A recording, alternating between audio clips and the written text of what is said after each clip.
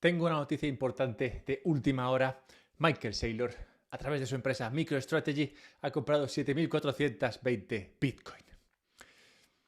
Realmente no importa cuándo estés escuchando esto, es muy probable que cerca de este día o hace pocos días o la última semana, más o menos, Saylor haya comprado más Bitcoin. De hecho, Saylor siempre está comprando Bitcoin.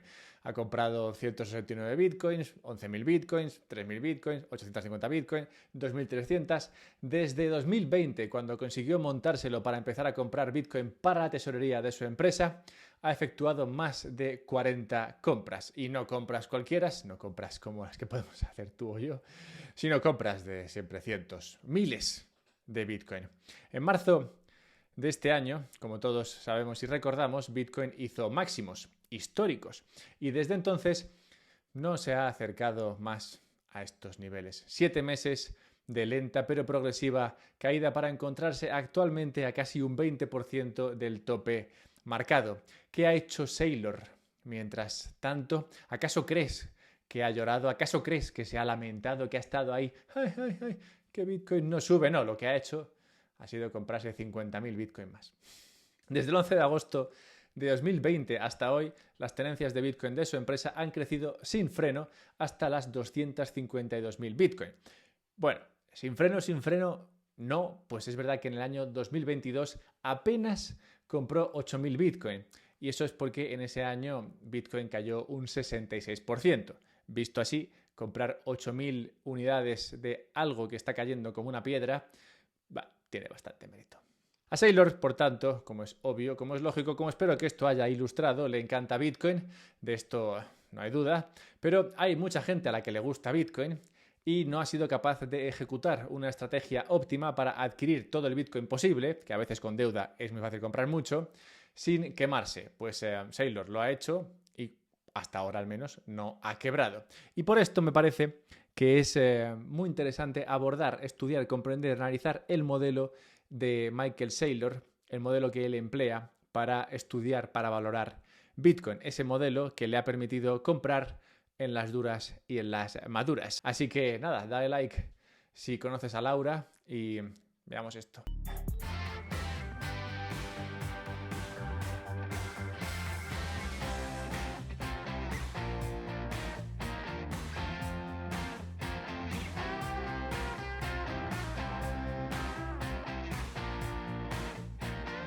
El modelo de Saylor para valorar Bitcoin descansa en tres factores principales. En este sentido es distinto de otros análisis o modelos que se pueden emplear. Hay muchos para valorar otras cosas como acciones, como bonos, como otros activos y hay otros referidos a Bitcoin que se basan únicamente en lo que es la escasez programada de este activo. Por el contrario, lo que hace el de Michael Saylor es centrarse en tres aspectos fundamentales que vemos en otros activos, pero él los plantea de manera distinta, digamos de manera concreta, los aplica a lo que es el caso de Bitcoin. Y estos tres factores que vamos a ver con detalle son la tasa anual de retorno, el concepto de libre de riesgo, que ya conocemos, pero que él lo aplica de manera distinta, y el coste de mantenimiento, que, como te puedes imaginar, aplica a todo, pero especialmente importante en el caso de Bitcoin. Así que veámoslos uno por uno. La tasa anual de retorno es simplemente el rendimiento de Bitcoin medio en porcentaje anual, o sea, lo que te sube o lo que te baja de media anualmente en porcentaje Bitcoin. Esta tasa, como te puedes imaginar, es una tasa que podemos mirar al pasado y observar, pero que a futuro no es una tasa que sea averiguable, calculable, cognoscible. Esta tasa, por tanto, es una que se asume. Uno, pues, viendo a ver qué tal sopla el viento y en función de cada análisis pues será una tasa distinta, una manera típica para tratar de estimar cuál será la tasa de crecimiento de Bitcoin a futuro es mirar al histórico, mirar al pasado para ver qué es lo que hizo entonces y aplicárselo a futuro. Si hacemos esto y miramos a los últimos 10 años de la historia de Bitcoin, o concretamente los 10 años hasta comienzos de 2024, el retorno anual de Bitcoin ha sido del 49%. Algo más si contamos lo que ha hecho durante el año 24. Pero tampoco es plan de seguir esto a pies juntillas, tampoco es plan de mirar a lo que ha hecho en el pasado y proyectarlo a futuro porque difícilmente se cumple esta proyección, aunque es verdad que este año justo lo está clavando, está subiendo un 49% en lo que va de año. Y bueno, como Saylor no es una persona simple, su modelo considera que la tasa anual de crecimiento para Bitcoin para los próximos 21 años será no del pasado 49%, sino que será del 29%. My base case is 29% ARR for the next 21 years. Y tú dirás, ¿por qué 29%? Bueno, pues informan este número los otros dos factores, que luego veremos, y también un aspecto que es interesante y un aspecto en el que profundiza una presentación reciente que publicó BlackRock. Como sabéis, BlackRock es esta empresa que se dedica a las finanzas, a las inversiones y provee al mundo de muchos productos que la gente puede comprar para estar invertido en diferentes activos. Y uno de los activos estrella para BlackRock últimamente ha sido el ETF Spot de Bitcoin. ¿Y cómo explica BlackRock Bitcoin a sus inversores? Pues lo que les dice es que ofrece una diversificación distinta a la que ofrece el resto. Y la razón por la que hace esto es la que nos devolvería al 29% ese de Michael Saylor. Así que veámoslo. ¿Por qué dice BlackRock que Bitcoin ofrece una diversificación distinta a la del resto de activos? Bueno, pues en palabras del tipo de BlackRock que escribió el análisis sobre Bitcoin, Bitcoin no es un activo que sea risk on ni que sea risk off, es decir, que no es un activo que siempre suba cuando el mercado vira a buscar riesgo y tampoco es un activo defensivo que suba siempre que se busca seguridad. Es un activo, por tanto, de naturaleza propia. Es un activo que no se rige por los marcos que aplican al resto de activos. En el largo plazo es, por tanto, esperable que la adopción de Bitcoin se produzca independientemente de los factores que afectan al resto de activos. Es decir, Bitcoin va a ser adoptado y no se va a ver afectado por los otros aspectos como pueden ser la macro o los aspectos concretos de los activos que sí que pueden afectar a estos otros activos. Y una gráfica que apoya esta tesis es la que muestra la correlación de Bitcoin y el oro con el Standard & Poor's 500. Y aquí se ve que aunque Bitcoin no se comporte como el oro, pues no lo hace casi nunca. De hecho, siempre que hay riesgo geopolítico, el mercado nos recuerda que Bitcoin no se comporta como el oro. Pues a pesar de no comportarse como el oro, Bitcoin muestra una descorrelación con la bolsa similar a la que ofrece el oro. Esto es, Bitcoin es tan descorrelacionado como el oro, pero no es como el oro. Digamos que está descorrelacionado a su manera. Y por esto es factible asumir, es factible pensar que ese retorno de Bitcoin, que se espera sea tan positivo, ese 29%, esa tasa de retorno anual que espera Saylor, se produzca simplemente porque no se espera que Bitcoin se vea afectado por cosas como si de repente el gobierno o el Banco Central de turno decide imprimir más dinero o si decide imprimir menos dinero o si pase lo que pase, se espera que Bitcoin vaya siguiendo a su manera. Y por esto se puede o se hace esto de proyectar a futuro una tasa de retorno como la que hace Saylor del 29%. Pero, claro, ¿quiere esto decir que esa tasa efectivamente será del 29% o será del 49% o será del 15%? Pues a ver, como he dicho, esta tasa anual de retorno no es una tasa anual de retorno que sea averiguable, no es una fórmula matemática en busca de solución, es una asunción que cada uno debe hacer. El modelo de Saylor ofrece o comparte 3 escenarios con distintas tasas anuales de retorno para Bitcoin para los próximos 21 años. Ofrece el caso bajista, el caso base y el caso alcista. En el primero, el 21% sería la tasa anual de retorno, en el segundo, el 29%, que es su caso base, y el 37% sería el crecimiento esperable en un mercado, en un caso, digamos, alcista. Y el precio de Bitcoin para el año 2045 será uno u otro, claramente más bajo o más alto en función de si se da el caso alcista o el caso bajista. Pero todos estos escenarios, como indico, son simplemente asunciones que es verdad se basan en gran parte en que Bitcoin no está correlacionado con el resto de activos. Y también es importante decir que esta tasa anual de crecimiento es una media. Bitcoin lo ha hecho mejor que todos los demás activos de inversión en 7 de los últimos 10 años, con retornos de más del 100%, y peor que el resto de activos en los otros 3 años, cayendo más de un 50%. Es esperable que a futuro se vea una versión de esto. Es decir, que veamos años en los que Bitcoin lo haga muy bien y veamos años en los que Bitcoin lo hace muy mal. Y de media, pues sí, podría ser ese 29% o podría ser otra cosa que a ti te parezca más coherente. Pero en cualquier caso es importante considerar esto porque esto es muy importante en el análisis de Saylor, ya que Saylor siempre está insistiendo en que hay que tener cuidado con el apalancamiento. Es verdad que este tipo se apalanca un montón, pero no un montón. Se apalanca, digamos, hasta ahora lo justo. Y podemos saber que hasta ahora se apalanca lo justo porque no ha quebrado. Y si no ha quebrado, esto es porque no le han liquidado. Y si no le han liquidado, es porque se apalanca lo justo. Y otra cosa que hace Saylor es custodiar correctamente su Bitcoin. No compra ETFs de Bitcoin, sino que compra Bitcoin directamente. Y bueno, como te puedes imaginar, con la cantidad de Bitcoin que tiene Saylor, tanto a través de la empresa como la que tenga él personalmente, pues me invita a pensar que muy probablemente Saylor no tiene un monedero frío en casa en el cual guarde, pues eso, miles de Bitcoin. Muy probablemente lo que haga será tener un servicio de custodia profesional que guarde este Bitcoin por él.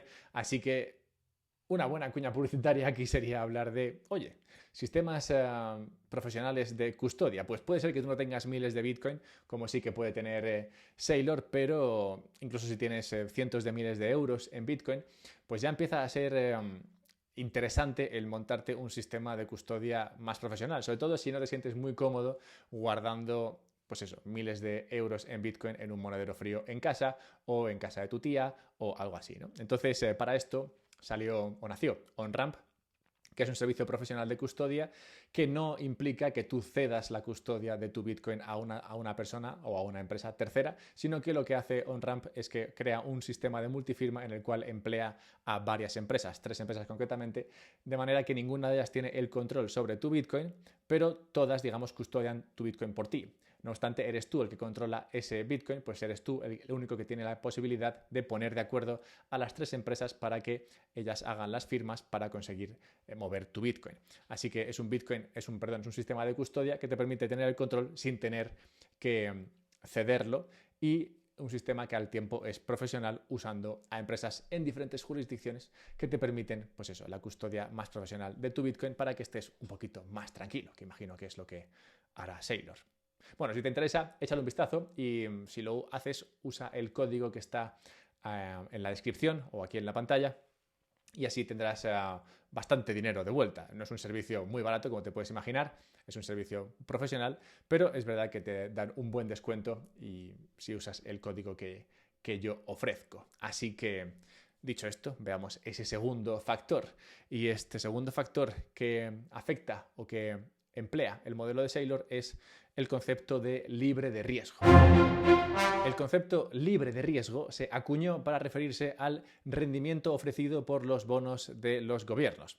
En algún momento habría gente ahí sentada mirando sus bonos y diría, oye, pues a ver, si el gobierno emite esta deuda en una divisa que él mismo controla, pues nunca podría quebrar. O sea, nunca podría no pagarme este bono. Pues al final, si les falta dinero, lo imprimen y ya está. Está todo pagado, vamos. Por tanto, con países que son medianamente serios, se entiende que si controlan la moneda en la que emiten su deuda, pues esa deuda que ofrecen está exenta de riesgo, está libre de riesgo. Y esta idea de activos libres de riesgo empezó a tomar cuerpo y se empezó a usar esta tasa libre de riesgo como forma de informar el resto de inversiones dentro de una economía. Por ejemplo, imagínate que el bono a 10 años americano ofrece un 4% de interés. Bueno, pues esa sería, digamos, la tasa libre de riesgo. Si tú estás dispuesto a asumir algo de riesgo en los activos que compres, pues tienes que esperar o tendrías que pedir algo más de un 4%, porque sin riesgo, digamos, ya te están dando un 4%. Entonces, si asumes riesgo, pues tendrías que esperar algo más que un 4%. Esa sería la tasa libre de riesgo, comúnmente conocida, o como la llama Michael Saylor, esa sería la tasa de riesgo, la tasa libre de riesgo fiat. Pues Saylor aplica este concepto de tasa libre de riesgo también a Bitcoin. I mean, the risk-free fiat rate right now is 3% if you think conventionally in fiat terms. But if you're thinking Bitcoin terms, it's 29%. For me, you can have a different forecast. Como explica en esa entrevista con Saifedean Ammous, la tasa libre de riesgo para él sería esa tasa anual de retorno que espera Bitcoin consiga en los próximos años. Pero ¿cómo puede decir que esa es la tasa libre de riesgo? O sea, es una asunción, como he explicado antes con bastante detalle. Entonces, si es una asunción, claramente deberíamos pensar que hay riesgo ahí, ¿no? Pues si tú esperas que sea un 29, yo espero que sea un 28 y luego acaba siendo un 27, pues los dos, digamos, hemos fallado y hemos sufrido un riesgo que era el riesgo de no recibir esa rentabilidad esperada. Pero, claro, si bien esto es lógico planteárselo, también sería lógico plantearse o preguntarse cómo se puede decir que la rentabilidad de los bonos estatales está exenta de riesgo o que es una rentabilidad libre de riesgo. Pues al fin y al cabo, esos dólares que el bono de cualquier estado te promete tienen riesgo. Concretamente tienen riesgo de contrapartida y riesgo de devaluación. Por ejemplo, los rusos tenían bonos estadounidenses y sufrieron el riesgo de contrapartida cuando Estados Unidos decidió no pagárselos. O sea que depender de Estados Unidos para que te pagase claramente es asumir un riesgo, y en este caso el riesgo de contrapartida. Pero también está el riesgo de devaluación, el riesgo de que esos dólares que tú recibes al vencimiento del bono o durante la vida del bono no te sirvan para hacer frente a la inflación. Si la inflación es el 4% y ese bono te da una rentabilidad del 3%, pues tu rentabilidad real ha sido del menos 1%. Por tanto, has sufrido una pérdida en términos reales y por tanto, ese bono no estaba libre de riesgo. Así que, si bien esa rentabilidad anual esperada para Bitcoin no está asegurada, sí que se puede decir que está más libre de riesgos que la rentabilidad prometida por el bono, ya que Bitcoin no es un activo que tenga riesgo de contrapartida. Bitcoin, es tu Bitcoin, no tienes un riesgo que estés asumiendo a la hora de tener ese Bitcoin. Y también es un activo que no se va a devaluar, pues todos sabemos la cantidad de Bitcoin que existe y también la cantidad de Bitcoin que existirá. Y por tanto, es a esto a lo que se refiere Saylor cuando habla de que Bitcoin es la tasa libre de riesgo.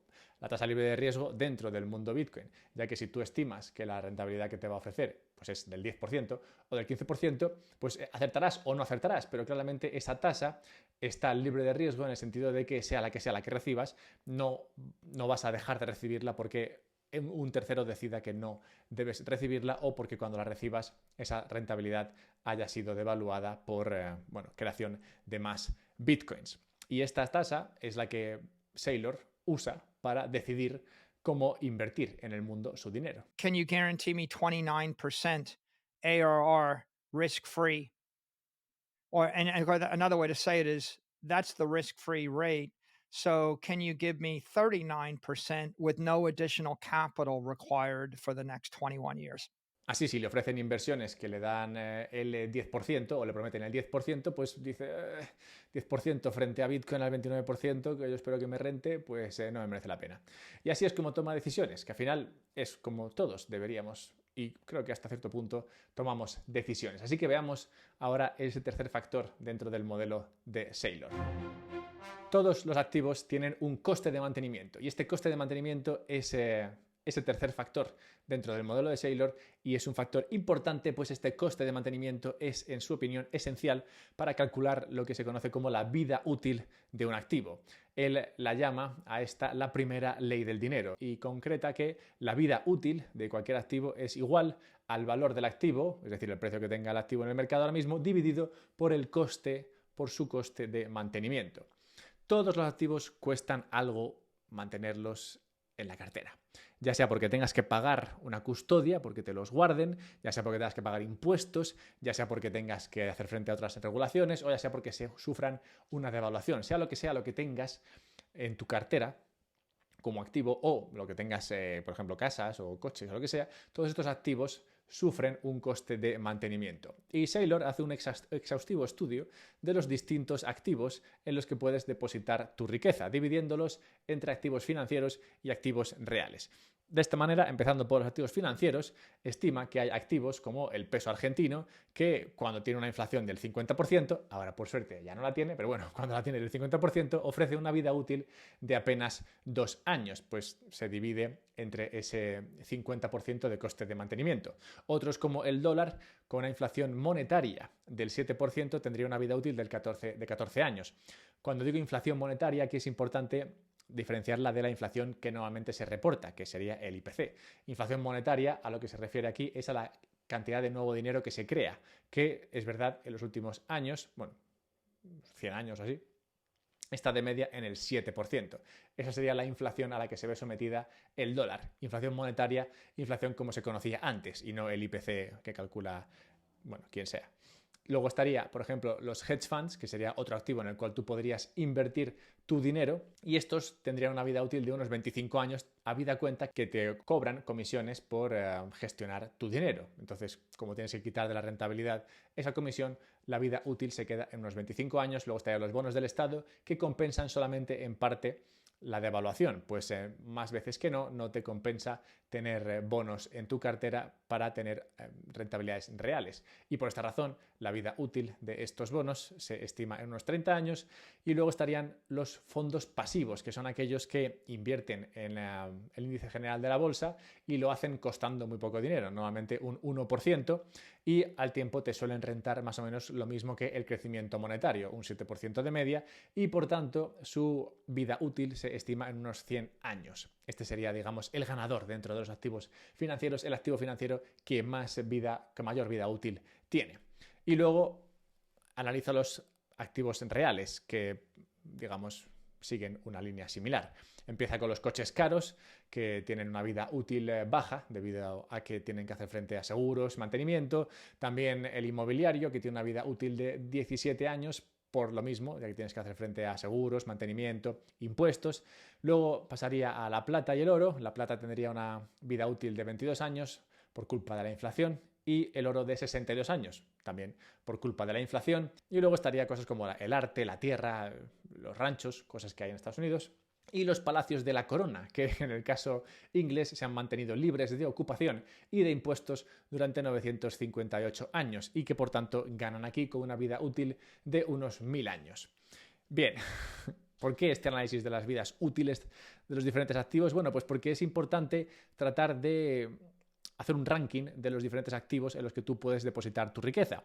Y entenderlos de esta manera es muy útil y muy novedoso, pues nos permite ver dónde quedaría Bitcoin en este tipo de ranking. Y como te puedes imaginar, en este ranking Bitcoin brilla, ya que no tiene apenas costes de custodia. Por ejemplo, una custodia profesional como la que he comentado antes con OnRamp costaría unos 10 puntos básicos sobre lo que quieras guardar.